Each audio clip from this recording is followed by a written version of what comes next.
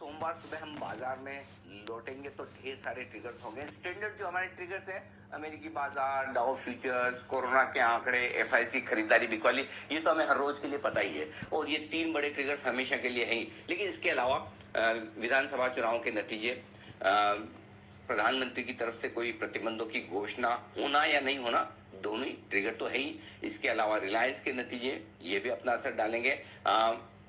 कुछ और ट्रिगर्स जिस पर बाजार का फोकस है, वो आपको एफआईसी खरीदारी बिकवाली के लिहाज से भी देखने हैं। इन सब के दम पर बाजार सोमवार को अपना एक्शन देंगे। इमीडिएटली अब जो बाजार का सपोर्ट है वो 14,500 14,550 के आसपास है निफ्टी पर, और ऊपरी स्तरों पर 14,800 14,900 की रेंज में सप्लाई जोन है।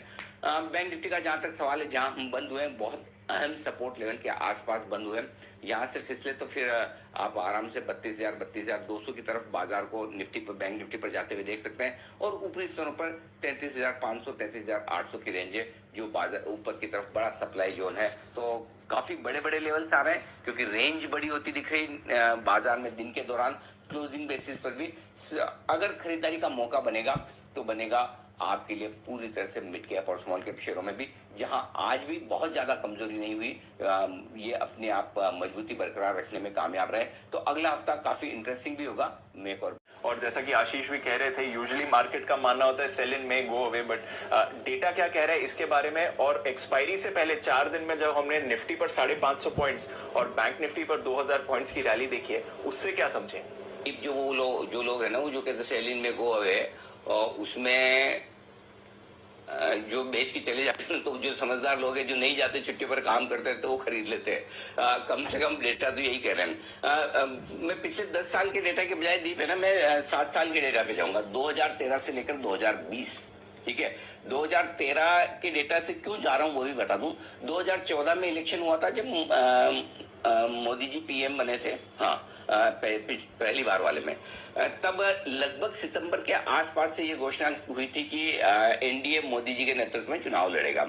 उसके शुरुआती संकेत 2-3 महीने पहले से आने लगे, इसलिए ये मई का महीना उस लिहाज से थोड़ा सा रिलेवेंट है। और वही इसलिए मैंने 2013 मई, अगस्त, जून जुलाई से ये संकेत आने लगे थे, इलेक्शन के को मार्केट डिस्काउंट करना शुरू किया था। उसके पहले के 3 साल 2010, 11, 12 मई की सीरीज नेगेटिव रही, और तब ये जो कहावत चलती थी कि सेल इन में गो है, वो सही होता था, और वो आमतौर पर ग्लोबल मार्केट्स के लिए सही भी होता था।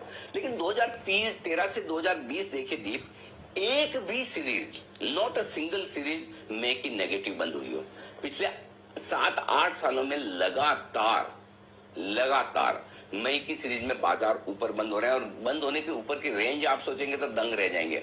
0.5% मिनिमम ऊपर बंद हुए और 8% मैक्सिमम। तो जो मैं बेसिकली देख रहा हूं, मई सीरीज में 3% के आसपास, 3 से 4% की बढ़त आमतौर पर मिलती है। और आपको देखिए अप्रैल की सीरीज में भी हमने कहा था कि अप्रैल की सीरीज में 2 से 3% की मजबूती आएगी। अप्रैल की सीरीज में एग्जैक्टली निफ्टी 388 400 पॉइंट बढ़ा है।